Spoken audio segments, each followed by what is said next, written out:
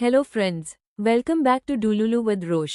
Before we begin today's story, I want to share something with all of you. This story is 100% original and completely written by me. It is not copied from anywhere. Every episode is created with my own imagination and hard work. Thank you so much for your love and support. Now, let's begin today's episode. London, रात का वक्त था। शहर की रोशनियां Singhania mention की बड़ी बड़ी glass window से अंदर आ रही थी। पूरे मैंशन में एक अजीब सी खामोशी थी। मैंशन के एक प्राइवेट रूम में एक आदमी खिड़की के पास खड़ा था। उसके सामने एक बहुत ही खूबसूरत औरत की बड़ी सी तस्वीर लगी हुई थी। उस आदमी ने धीरे से इस तस्वीर को देखा और हल्का सा मुस्कुरा दिया। मयूरी, आज तुम्हें हमें छोड़कर गए हुए पूरे 28 साल हो गए, पर आज भी ऐसा लगता है जैसे तुम यहीं हो। उसने तस्वीर के फ्रेम को हल्का सा छुआ। उसकी आंखों में दर्द साफ नजर आ रहा था। मैंने हमारे दोनों बच्चों को बहुत प्यार और लाड से पला है। और यूर, उसके चेहरे पर एक प्यारी सी स्माइल आ गई। वो तो बिल्कुल तुम्हारी कॉपी है। उसकी जिद, उसकी मासूमियत और उसकी मुस्कान, सब कुछ तुम्हारी तरह है।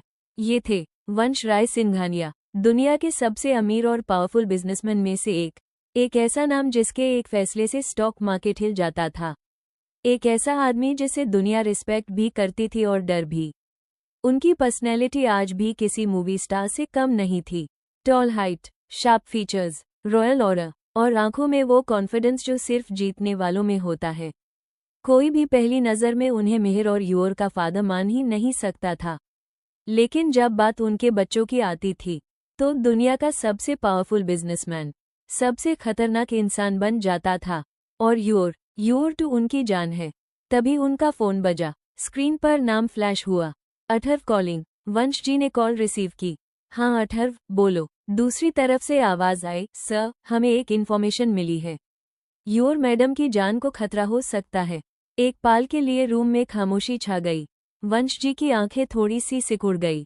अठर्व, यूर मिहिर के प्रोटेक्शन में है, और जब तक मिहिर उसके साथ है, मेरी बेटी को कुछ नहीं हो सकता। फिर भी उनके दिल में एक अजीब सी बेचैनी थी। मैं मिहिर से बात करता हूँ। उन्होंने कॉल कट की और तुरंत मिहिर का नंबर डायल किया। फोन रिंग होता रहा, लेकिन किसी ने कॉल रिसीव नहीं की। उन्होंने दोबारा कॉल किया, फिर तीसरी बार, लेकिन इस बार भी कोई जवाब नहीं मिला। वंश जी ने धीरे से फोन नीचे रखा। उनकी आंखों में पहली बार हल्का सा कंसर्न नजर आया। आजकल मेरे दोनों बच्चे कुछ अलग ही बिहेव कर रहे हैं। यूर, जो हर दिन मुझसे घंटों बात करती थी, पिछले 1-2 महीने से उसके कॉल्स भी कम हो गए हैं। और मिहिर, वो भी कुछ छुपा रहा है। वो धीरे धीरे खिड़की के पास जाकर खड़े हो गए। नीचे लंदन की सड़कें रोशनी से जगमगा रही थी, लेकिन उनका ध्यान कहीं और था। लगता है बिजनेस को थोड़ा साइड में रखकर अब मुझे अपने बच्चों पर ध्यान देना होगा। फिर उन्होंने मयूरी की तस्वीर की तरफ देखा। तुम्हारे दोनों बच्चे बड़े हो गए हैं मयूरी, लेकिन मुसीबतें ढूंढने की उनकी आदत अभी भी नहीं गई। उनके चेहरे पर हल्का सा स्माइल आई, लेकिन अगले ही पाल वो स्माइल गायब हो गई। उनकी आंखें एकदम सीरियस हो गई। और अगर किसी ने मेरी बेटी की तरफ आंख उठाकर भी देखा, तो उसकी दुनिया उजड़ने में मुझे ज्यादा वक्त नहीं लगेगा। The lion of Singhania empire is finally moving. यूर अपने रूम में बेड पर बैठी हुई थी। उसके चेहरे पर एक छोटी सी शैतानी स्माइल थी। आखिर अयांश सिंघराईजादा को परेशान करने के नए नए आइडियाज जो उसके दिमाग में आ रहे थे। कभी वो सोचती उसकी इंपॉर्टेंट फाइल्स छुपा देगी, कभी उसकी ब्लैक कॉफी में एक्स्ट्रा शुगर डाल देगी, और कभी उसके गार्ड्स को कंफ्यूज कर देगी। ये सोचकर ही उसके चेहरे पर स्माइल आ गई। दूसरी तरफ अयांश अपने स्टडी रूम में बैठा था। उसके सामने लैपटॉप, फाइल्स और मीटिंग रिपोर्ट्स फैली हुई थी। कभी लैपटॉप स्क्रीन, कभी बिजनेस रिपोर्ट्स, और कभी फोन कॉल्स। सिंघराईजादा एम्पायर का काम कभी खत्म नहीं होता था। तभी नॉक नॉक। यूर ने दरवाजे की तरफ देखा। वो उठकर दूर के पास गई और दरवाजा खोला। बाहर एक सर्वेंट खड़ी थी। उसने सिर झुकाते हुए कहा, मैडम, आपको नीचे बुलाया है। यूर ने हैरानी से पूछा, किसने? लेकिन सर्वेंट ने उसकी तरफ देखा भी नहीं। सिर्फ इतना कहा, नीचे सब आपका इंतजार कर रहे हैं मैडम। और बिना कुछ और कहे वहां से चली गई। यूर कुछ पल तक उसकी जाती हुई बैग को देखती रही। उससे उस सर्वेंट का बिहेवियर थोड़ा अजीब लगा। ना उसके चेहरे पर एक्सप्रेशन था, ना आवाज में नॉर्मल वार्मथ, जैसे वो जानबूझकर कुछ छुपा रही हो। लेकिन यूर ने इस बात को ज्यादा इम्पोर्टेंस नहीं दी। वो सीढ़ियों से नीचे चली गई। हॉल में मालिनी जी, कोमल जी और रुक्मिणी जी बैठी हुई थी। यूर ने मुस्कुरा कर पूछा, जी mom, what happened? Malini ji ने उसके पास आने का इशारा किया। बेटा, हम तुमसे एक इम्पोर्टेंट बात करना चाहते हैं। यूर उनके पास बैठ गई। मालिनी जी बोली, कल हम सब रत्नापुर जा रहे हैं।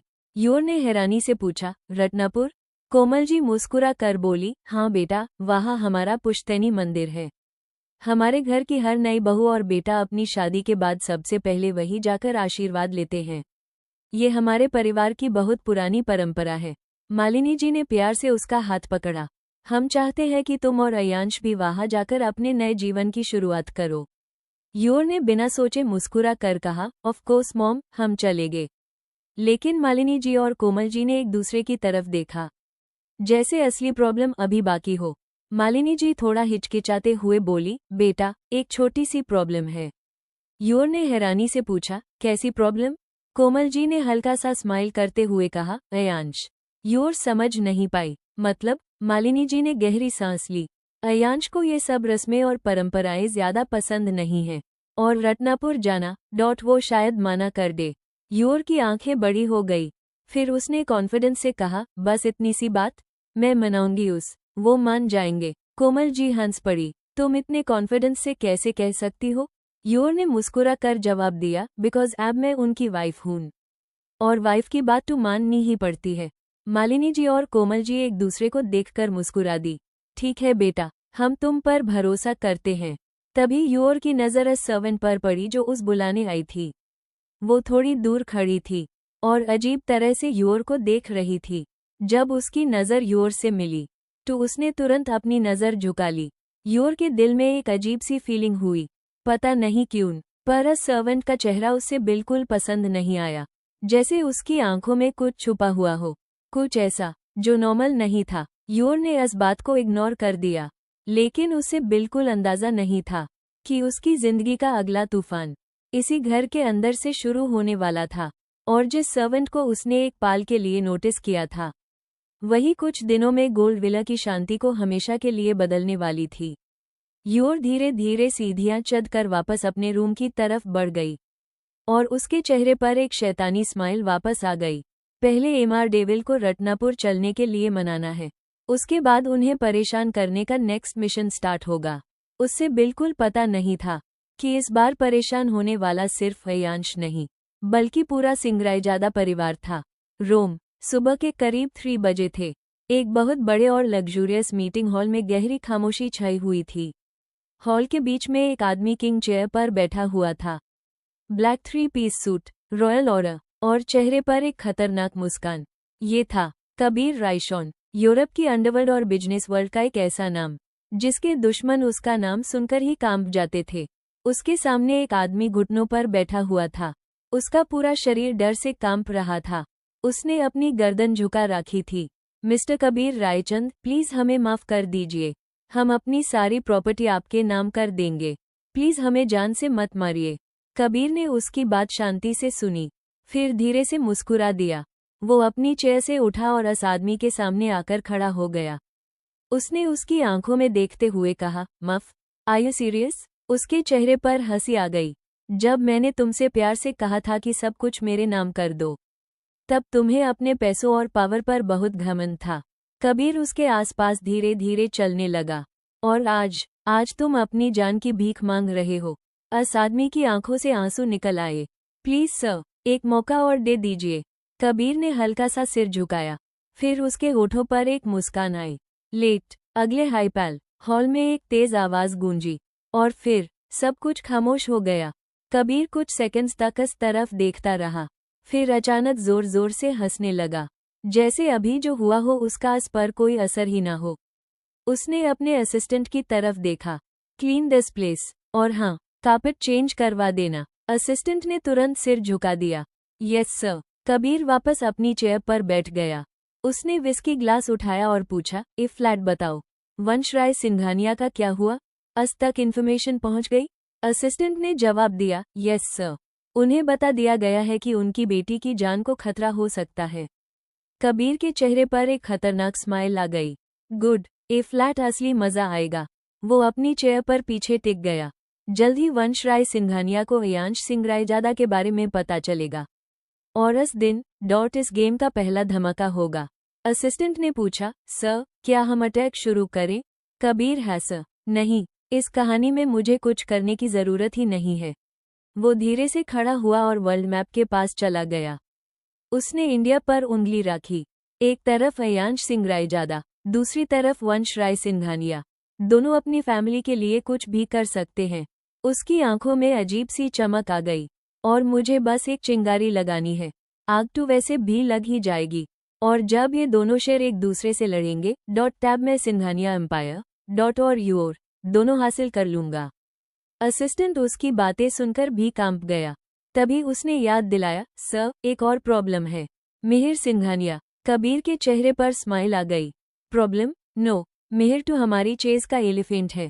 स्ट्रॉन्ग, पावरफुल और सही वक्त पर बहुत काम आने वाला। उसने धीरे से चेस बोर्ड उठाया।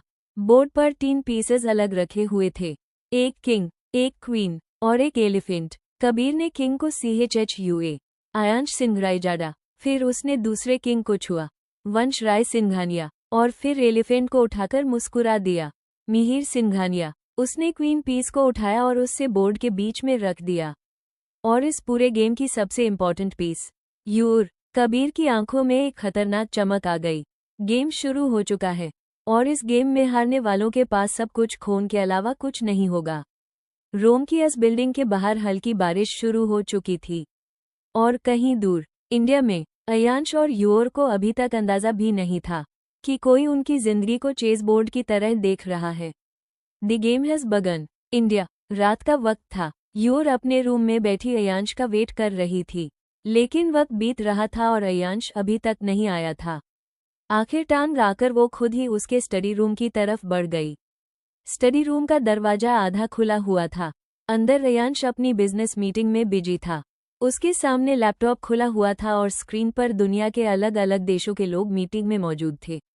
अयांश ने दरवाजे पर खड़ी यूर को देखा। उसके चेहरे पर हल्की सी मुस्कान आ गई।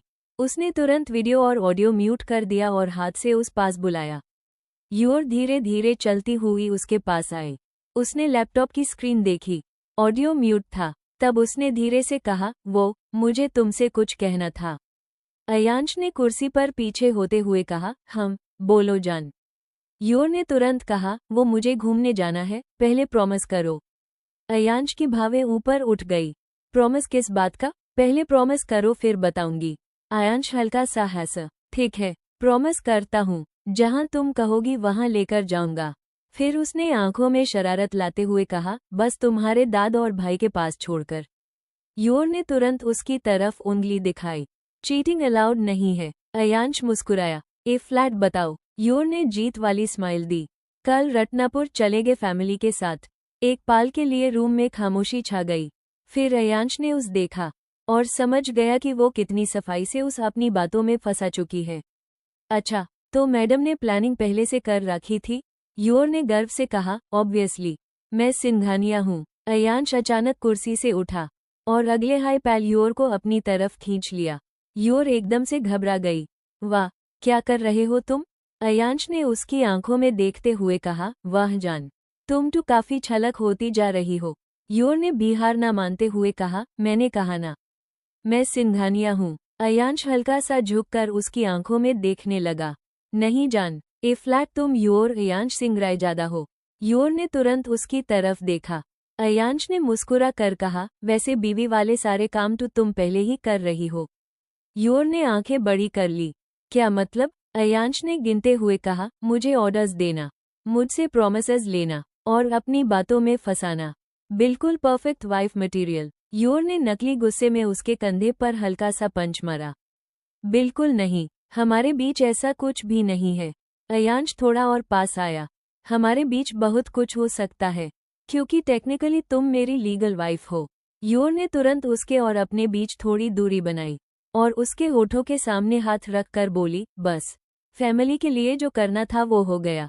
उसके अलावा हमारे बीच कुछ भी नहीं है।